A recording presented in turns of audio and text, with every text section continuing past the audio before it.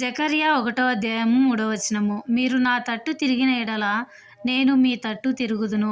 దేవుని యొద్ద విమోచన, విడుదల, స్వస్థత, రక్షణ, సంపూర్ణమైన సంతోషము, సమాధానము, శాశ్వతమైన ప్రేమ, ఇంకా ఎన్నో ఆశీర్వాదాలు దాగి ఉన్నాయి. వీటన్నింటినీ మనము పొందుకోవాలంటే దేవుని తట్టు తిరగాలి. ఆయనందు నిరీక్షణ కలిగి ఉండాలి. నీ పాపంలో ఒప్పుకొని విడిచిపెట్టి నీవు ఆయన తట్టు తిరిగి ఆయన మీద ఆధారపడి ఉండాలి. అనగా ఆయనపై ఆనుకోవాలి. నిత్యము దేవునితో సహవాసం కలిగి ఉండాలి. దేవుని వాక్యానుసారంగా జీవిస్తే ఆయన నీ తట్టు తిరుగుతాడు. నీ ప్రతి అక్కరలు తీరుస్తాడు, నీకు ఇస్తాడు.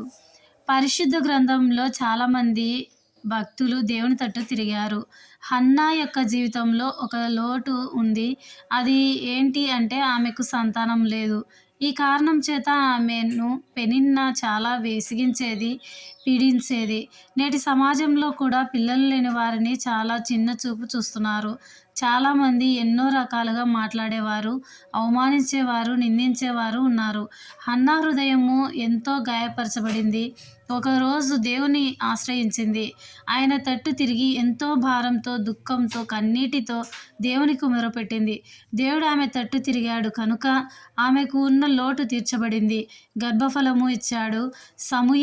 మొదటి సమూయేలు 1వ అధ్యాయంలో ఉంటుంది. హన్నా దుఃఖము ఆమెను ప్రార్థన చేసేందుకు పురికొల్పించింది.